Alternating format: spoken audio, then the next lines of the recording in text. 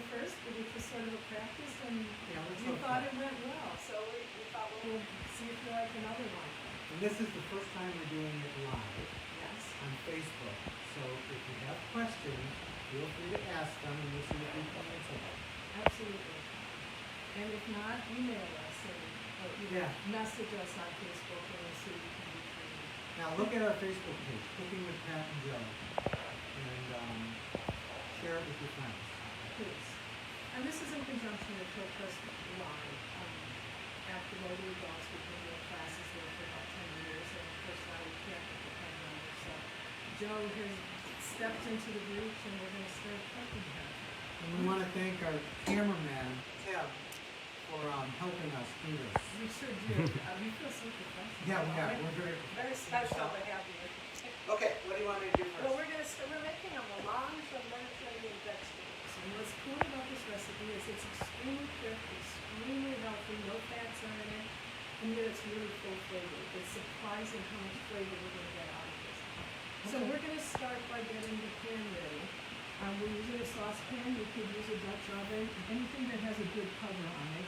And into it, we're going to put a quarter cup of broth. I have some homemade chicken stock. Which is absolutely the best. And what makes it a stock is Joe uses bones, not, he cooks it down and stuff. And you can be free. I gotta go see Pat. I can't read this. Yeah, I was saying, this is the one I carry around because it doesn't break, but it's very scratched out. What do you think? I think that was good. Quarter cup. This is a very forgiving recipe. If you put a little more of something or a little less of something, it doesn't matter, you'll be good. And we're using dried herbs in this. And Joe, you know when you use dried and when you use, There's a difference in how you measure it. it's how you measure. We're going to use a teaspoon of dried basil and a teaspoon of Now, if we were using fresh basil, we would use 3 times. 3 as times much. more. But the other thing is, if you were using fresh basil, you put it in at the end. You wouldn't be flavoring the stock. When you use something dry like this, you want it to infuse the liquid. It's going to be a long cook versus at the end when you might want to, put a fresh flavor into it. So we're going to use a little dried oregano and a little dried basil.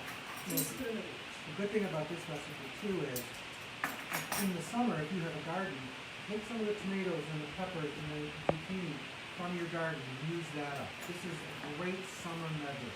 It absolutely is, and that's the other great thing though is that you can also get most ingredients all year. Yeah. Well, you can get most anything on here nowadays. Yes. But you can use, right now we have these wonderful tomatoes, we're going to use fresh tomatoes, but actually canned tomatoes work pretty well too. And we're going to use fresh garlic. Joe is, I'm going to show you 3 ways to do it. But you could also use a little powdered garlic if you want. So one of them he's going to chop regularly. One of them I'm going to take and actually use this rasp that we used last year. Last month on our lemon. Guys, because try to this is- speak up. They're having trouble hearing Oh, I'm you. sorry. Oh, I'm sorry. Someone's this- actually watching us?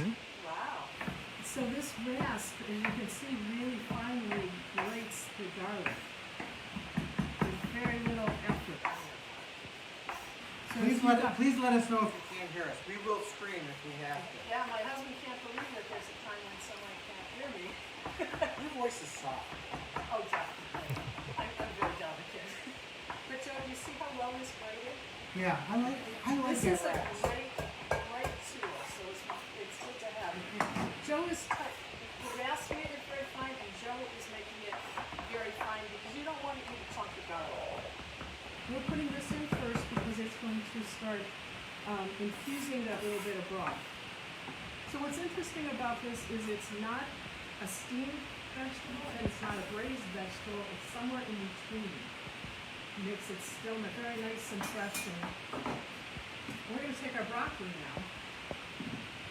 And you notice it's still a little wet. Sometimes when you're roasting, whatever you want it really Want it dry, dry. it's not going to matter here because we're putting in the liquid. And we're going to cut about 2 cups. As I said, it's very forgiving, so what we're really looking for is about equal portions and pieces that are pretty much bite-sized. You don't want to take a knife and fork to this. So so there's that clip that I showed again. See, we were talking about knife skills before. I said if you're making that noise, you're mishandling your knife, and I get it right away. You want the knife to lock. Slide down. We have two different kinds of knives that we're using here. Both are chef knives. They both have their purpose. Really, how you like to hold a knife and how you like to use a knife. I like this one because it chops It much chops. better. Pat, why do you like the one you use? Well, I like this, the traditional one. I like this curve on it. It's called the fulcrum, and it lets you lock. The weight of the knife actually pushes the knife down. What you said is exactly right. That's actually based on a Japanese chopping knife, so you can get that chop better. And you also have, let's see if I can remember what the name of these are. I can't remember. I can't right now either. But this keeps things, like when you're cutting potatoes or something, it doesn't stick as much. Right. This knife I've had for at least 10 years, and I sharpen it just about every week. So we're gonna cut some zucchini too. These are a little bigger than I would normally like. Right now zucchini are growing like crazy, and you see people with zucchinis this big and saying, "Oh, isn't this wonderful?" And it's like, no, they're tough, they're dry. Yeah, and they're better Smaller. for zucchini bread. Right. But we want to just make Do you want half moons or quarter moons? Yeah. Well, I think this is pretty big. What do you think? For bite-sized quarter? Quarter? I think so too. So that means we cut it in half, and then we're going to cut it in half lengthwise again. About a quarter-inch thick, Pat? I think that's just about right, because zucchini does have a tendency to disappear a little as it cooks, but it's going to give out a lot of moisture as we go.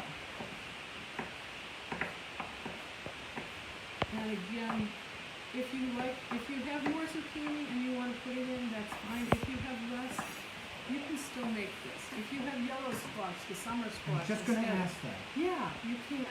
It's a very nice forgiving recipe. The scraper. Yeah, you didn't bring yours. I didn't this time. Yeah, I didn't bring the big pyramid. This is called the bench scraper, and it's wonderful. And it's exactly what Joe's doing. It's an easy way to lift up pieces of vegetables. It came from baking. Yeah. It's a good way to divide dough. Oh, really good. Really This good. one's, believe it or not, I'm gonna do a little name dropping. Pampered Chef. I've had this for 20 years. They last and they're Forever. wonderful. So we're going to use some red peppers. I can wash it, but I guess I'm going to take the little label off. I can't tell you how often I find the label. Do you want it julienne or in chunks? Chunks. We want to keep it all in chunks. And there's a couple ways you can cut your peppers. You can just take the tops off like that. If we were doing wings, we would do something called a rolling cut, where you actually roll it this way, but we want chunks. So a really fast way to do it is just do what they call take the cheeks off. And you just cut down around the stem. And of course, however you cut your pepper is fine. Yeah, and I like to take off the top, because I can make chunks out of the You top. can indeed. I love to do that. Some seeds here. We were talking last time about peppers are one of the things that you want. While our zucchini, we want to feel heavy because we want it to be full of liquid. Peppers are something that you actually want to buy light, because that means you're not paying for all the seeds. You're getting nice peppers. What about broccoli? How do you buy broccoli? We didn't even talk about that. Yeah, did we? we didn't. Well, we want a nice tight head. These are actually the flower buds. So we want a nice tight head, and we don't want it to start opening up yet or being yellow. That means it's blooming like that. You can see how firm this is and how there's no yellowness in it. That's what I'm looking for. What about you? I like bright green. Light green. The brighter green the better, because if it's turning yellow, it's getting a little old. That's right. It's starting to bloom. Starting to bloom, you don't want that. And that can make it a little bitter too. Absolutely. Now, obviously, the stems are not going to cook the same as the flowers, and this is frequently goes into compost or into your sweets, but it's also edible. Joe, let's take this, put the lid on it, and have three vegetables. Want to take a look in there? All the vegetables and the spices and the stock are in the pan now. Actually, everything except that, we're gonna put it on the stove, we're gonna bring it to a quick boil, that little bit of liquid will only take about a minute to boil. And then as soon as it boils, we'll just let it, Medium-high heat, Pat? yes. And we'll let it cook for maybe 5 minutes at most. Okay. And that depends to a certain extent how big your chunks are and how soft or crunchy you like your vegetables. Okay. Let's talk about these stems for a minute because they're actually quite edible.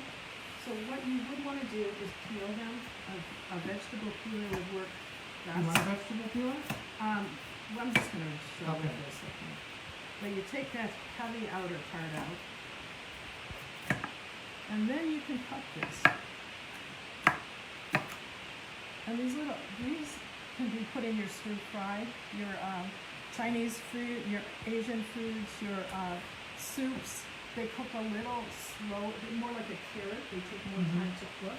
You can also grate it and use it for cooking. So you don't, depending on how much time and how foodie you are, frequently time is the Well, and But they're also this good is for good. vegetable stock, too. You can use it just as is, but actually this makes a really nice, crunchy, fresh taste. It's a little more mild than the broccoli. You know, I've never done that. Yeah.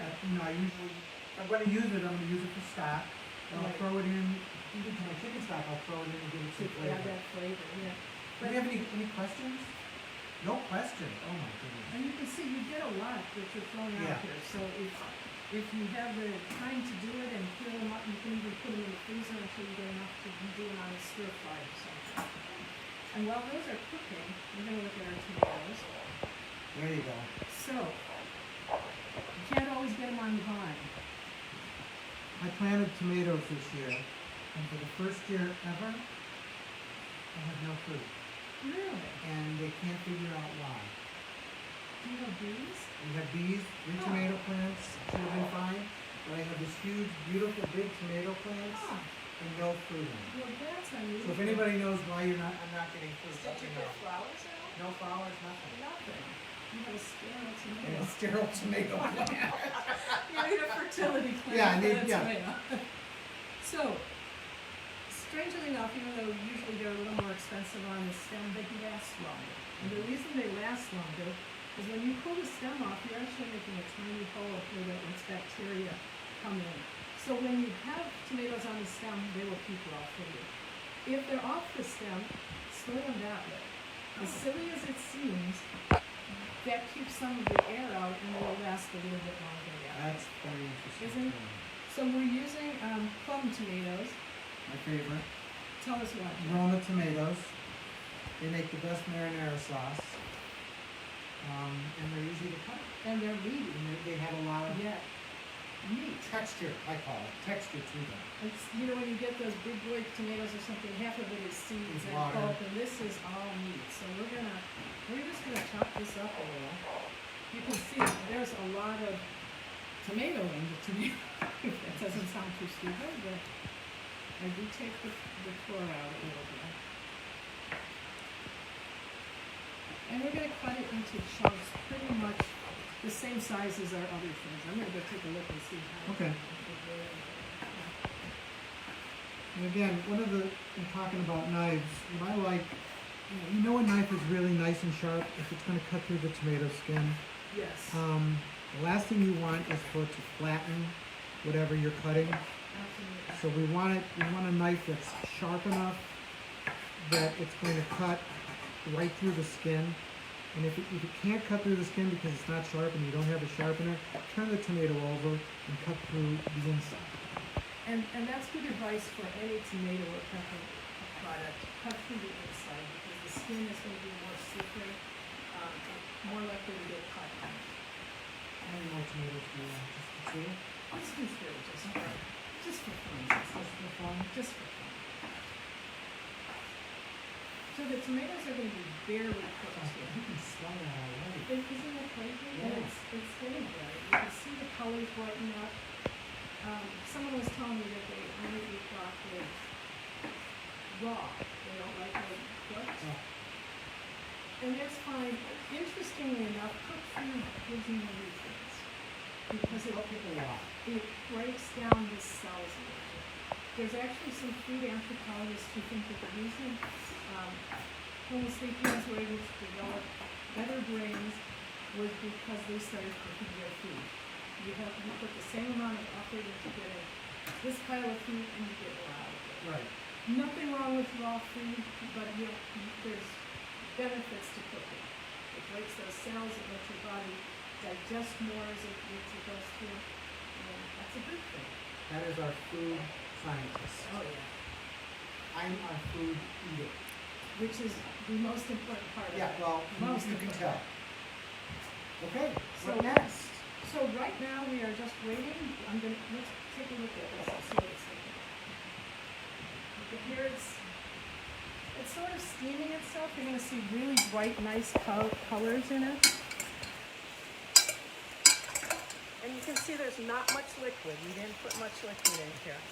So at this point, it depends on how much softness you want in your food. I like it a little softer for this because it just has more flavor. Okay. But if you did like things crunchier, there's nothing wrong with stopping at this point. Smell, you guys really. Can you smell The it? smell is beautiful. You smell the spices, the oregano, the basil, and even some of the chicken stock you can smell. It just adds a lot of flavor. You know, Joe, we didn't talk about the chicken stock a lot. Oh, the We chicken were stock? talking about, You know, I love, you can use any kind of chicken stock for this recipe.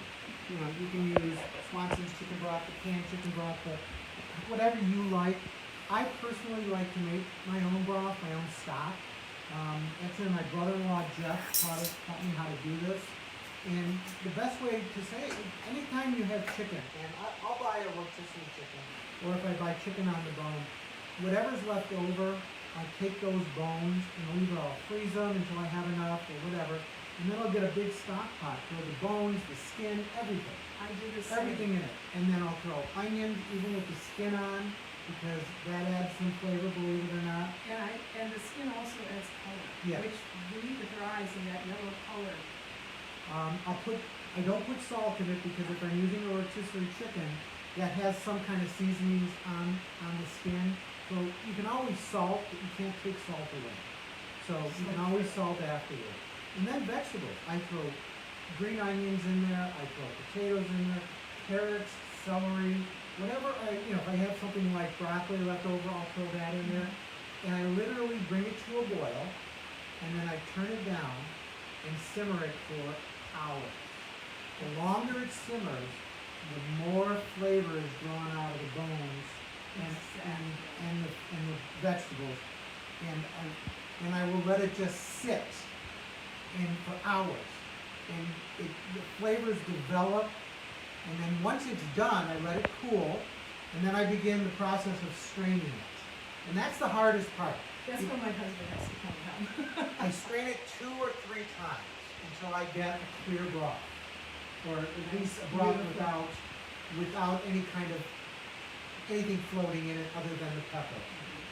And once that's done, I divide it into, you saw this I had, I put it in either little containers that I can use on a daily basis, or I put it in quart containers that in the winter I can have soup or whatever. Now even freeze in the ice cube trays, Good idea. because if I need a little bit of stock, I can just throw the ice cube in the can. Great idea. So I love making homemade stock. I love chicken stock. I've done vegetable stock. I've never done a beef stock. I'm not a big beef fan. I've never done a fish stock, but I'd like to if we ever do a bisque. Okay. And that would be you save the shells from the shrimp and whatever other seafood that you have. With shrimp stock But you particularly, have to talk that around it. all you need for the shrimp is just put the shells in and cook for about 20 minutes. And you get a shrimp stock really fast and it's delicious. But I'm gonna start. I do just what Joe does. I have freezer bags filled with chicken carcasses in my freezer, which is a little strange, I know. And at Thanksgiving, my friends call up and say, "You don't put the bones from my turkey?" And I'm like, "Yes." So I'm a real cheap present for you. You can always give me some red chicken bones. But when you cook it long enough, what happens is this is a broth. And when we use something like this, always get the unsalted. so that it just what Joe said, you can add your own seasoning. A broth is very water-based. The stock that Joe makes and that I make is gelatin-based, actually. And when I put it in the refrigerator to chill, it actually turns into gelatin. It's thick like a jello, which means that we've extracted all of that goodness from the bones. And you want to look at color of the stock. It's a golden yellow. And that means that you've imparted the flavors of chicken bones, the skin, all the vegetables. And it gives you a nice, rich chicken flavor, a great base for just about anything. How's it coming, Pat? It's looking good. You want to take a look at that? Some of the vegetables are thawing real nicely.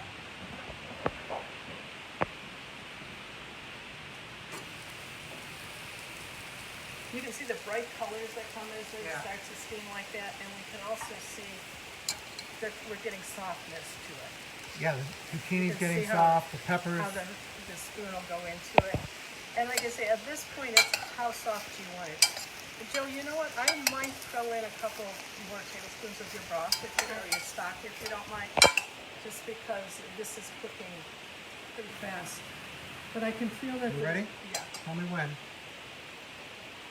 That's good. Just to get a little more steam going, because I saw the steam was pretty much gone. That just depends on how hot your pan is, your pot is.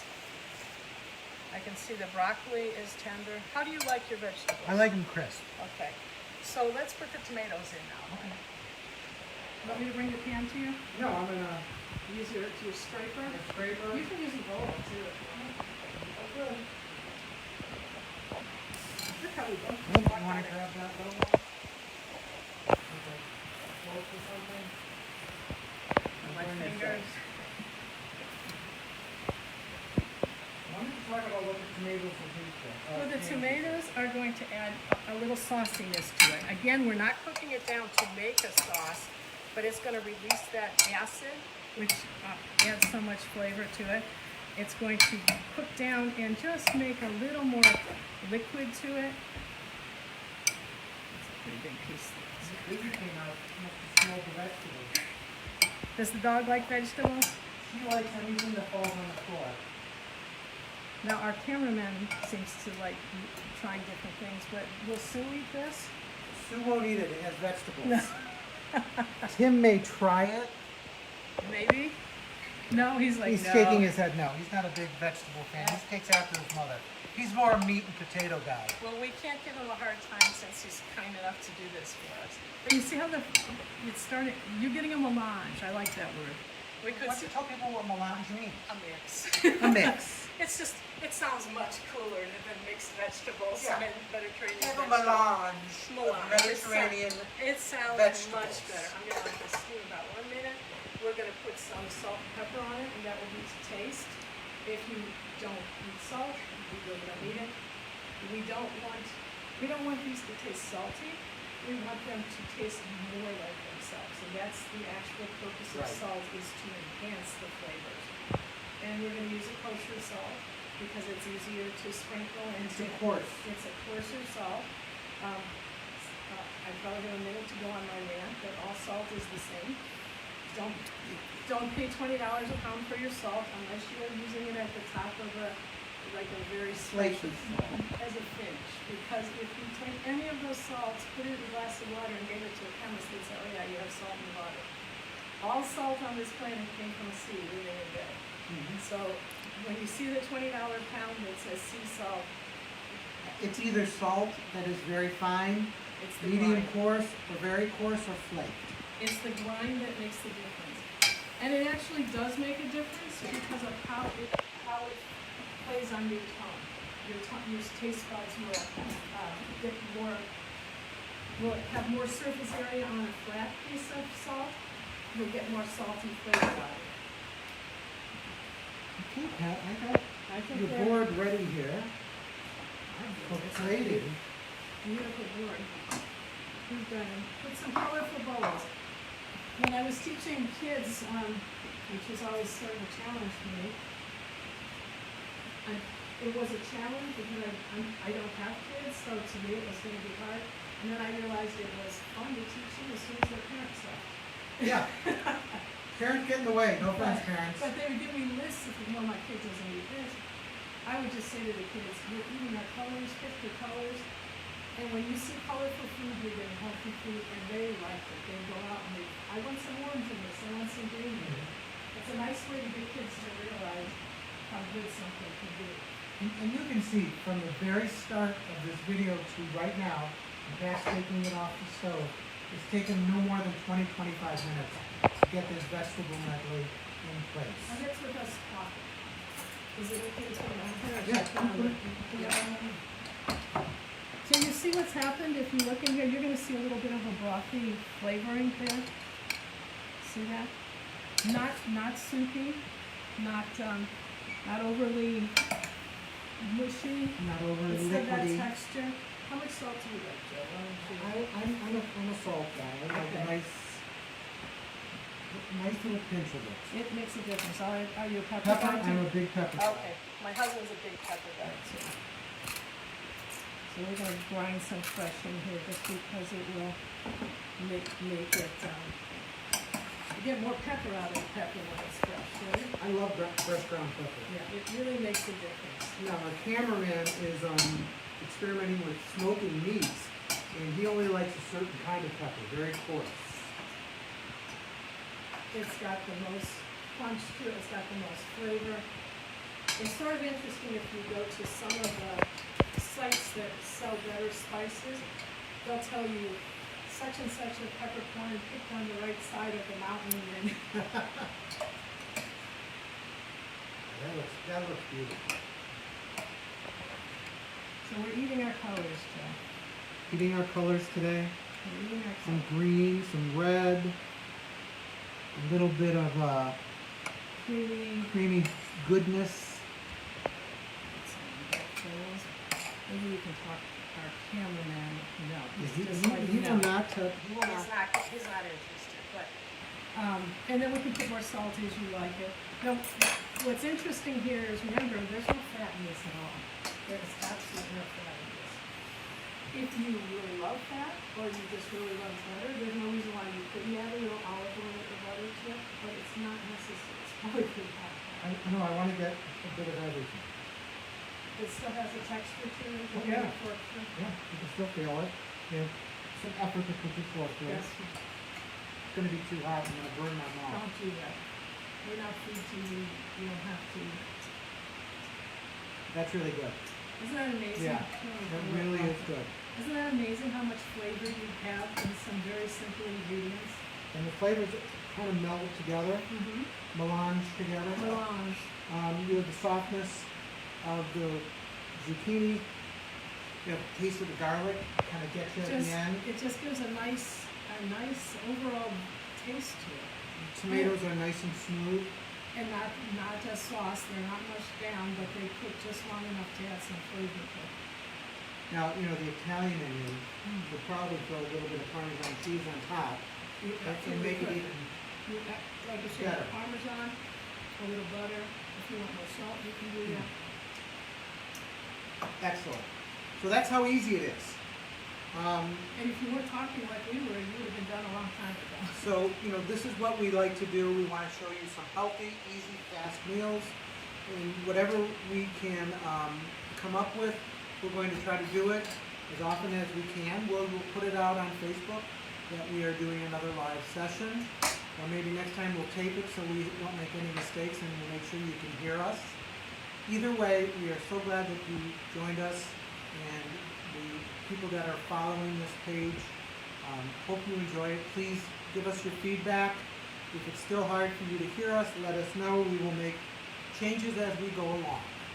Thank you for coming. We'll post the recipe on the Facebook page probably tonight. So hope you try it. Let us know. Yep. Thank you, Joe. This has been Cooking with Joe and Pat. Bye. Bye-bye.